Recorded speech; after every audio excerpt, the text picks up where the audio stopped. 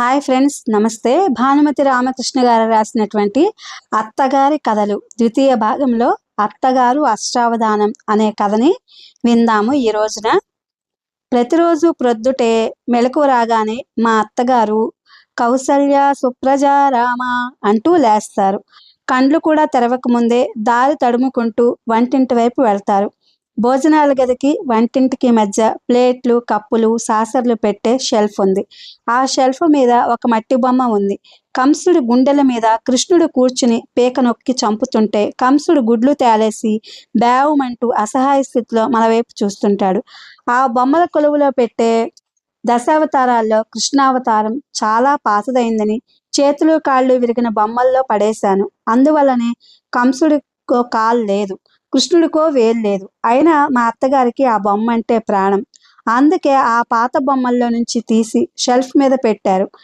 నేరుగా ఆ బొమ్మల ముందుకెళ్ళి కండ్లు తెరిచి నమస్కారం చేసేవారు మా అత్తగారు. నాకో సందేహం కలిగేది. ఆవిడ నమస్కరించేది చచ్చిపోతున్న కంసుడికా, చంపుతున్న కృష్ణుడికా అని.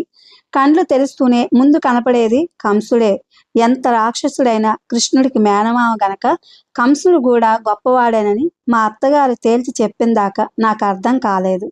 ఒకరోజు ఆమె కంసుడికి నమస్కారం చేస్తుండగా మా పెరటి గోడ వెనక నుంచి చక్కటి సన్నాయి మేళం వినిపించింది. ప్రొద్దుటే మంగళవాద్యం చెవులు పడగానే మా అత్తగారి ఒళ్ళు పులకరించి ఆనందంతో పరవశం చెందారు. మా పెరటి వెనకాల ఉన్న పోరంబోకు స్థలంలో చాలా గుడిసెలు లేచాయి. వాటిలో మంగళవాళ్ళెవరో కొత్తగా చేరినట్లున్నారు. మా అత్తగారు సంతోషపడిపోతూ చెప్పారు, నీకు చెప్పానో లేదో, చిన్నప్పుడు నేను పుట్టిన పల్లెటూరులో కూడా మా పెరటి వెనకనే కాపురం ఉండేవాళ్ళు. చాకలివాండ్లు, మంగళవాండ్లును. మా తాతగారు, అవ్వగారు ఇంటికి మంగళకరంగా ఉంటుందని ప్రతి శుక్రవారం నాడు ఆ మంగళవాళ్ళు వచ్చి వాకిట ముందు కాసేపు మంగళవాద్యం వాయించి వెళ్ళమనేవారు. ఇంకా వాళ్ళు ఎంత బాగా మేళం వాయించే వాళ్ళంటే మా తాతగారు, అవ్వగారు ఆనంద బాష్పాలు వదిలేవాళ్ళు. అదంతా జ్ఞాపకం వస్తోంది. అనుకోకుండా మన పెరటి వైపు కూడా మంగళవాళ్ళు ఎవరో కొత్తగా చేరారు. ఇక్కడ శుక్రవారమే కాకుండా ప్రతిరోజు లక్షణంగా మంగళవాద్యం వింటూ ఉండొచ్చు.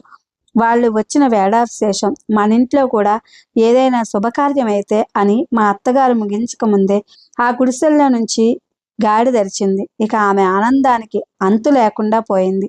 గాడి ధరిస్తే ఏదనుకుంటే అది వెంటనే ఫలిస్తుందంటారు. ఆ గాడిద మా పెరటి వెనకే చేరింది. వసేవు, ఎవరో చాకలి వాళ్ళు కూడా మన పెరటి వైపు గుడిసెల్లో చేరినట్లున్నారేవ్ అన్నట్లు నా చిన్నప్పుడు మా ఇంట్లో పక్కలేసేది, బట్టలు ఉతికి ఇంటి పట్టునే ఉండి అన్ని పనుల్లో చేసేది చాకలివాడనే. మనం ఈ పని వాళ్లతో బాధపడిపోతున్నాం. రాహుకాలం వర్జం లేకుండా చూసి ఆ చాకలి వాళ్ళకు కబురు పెట్టాలి, ఎవడైనా ఇంట్లో పని కుదురుతారేమో అని మా అత్తగారు అంటుండగానే భోజనాల గదిలో గడియారం 2 గంటలు కొట్టింది. ఇదేమిటే, మళ్ళీ ఏమొచ్చింది దీనికి? గంట 7 అవుతుంటే 2 గట్టు ఊరుకుందే అంటూ భోజనాల గదిలోకి వెళ్ళారు మా అత్తగారు. ఆ గడియారం మా అత్తగారి పుట్టింటి కానుక. అందుకే ఆ గడియారం అంటే ఆమెకు ప్రాణం.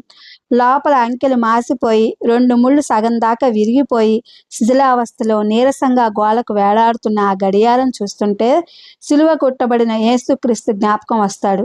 ఆ గడియారానికి కీ ఇవ్వడం మా అత్తగారి అభిమాన పాత్రుడైన డ్రైవర్ తాత ఒక్కడికే తెలుసు.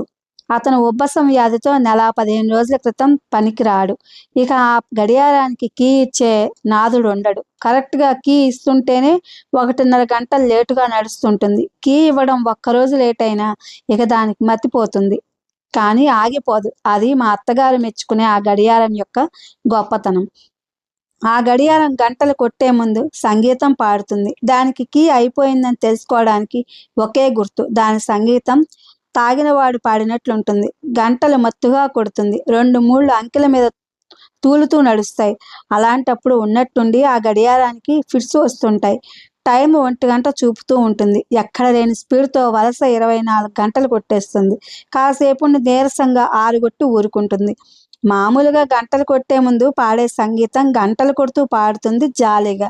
దాని రిపేర్కి ఇవ్వకపోతే ఏ గడియారం కంపెనీ వాళ్ళు తీసుకోవాలా. అందరూ ఒక నమస్కారం పెట్టి దాన్ని మ్యూజియంలో పెట్టమన్నారు.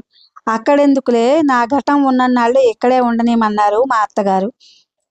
ఎక్కడా నయం కాని కేసులని చివరికి హోమియోపతి వైద్యానికి వదిలినట్లు ఇక అంతకంటే చెడదు కదా అని మా డ్రైవర్ తాతయ్య కారు రిపేర్ చేసే పనిముట్లతో ఆ గడియారం రిపేర్ చేశాడు. అప్పటి నుంచి మిగతా గడియారాల కంటే 1.5 గంటలు లేటుగా నడవడం మొదలుపెట్టింది. ఇది ఫ్రెండ్స్ అత్తగారి కథలు రిటర్న్ బై భానుమతి రామకృష్ణ గారు. Thank you for watching.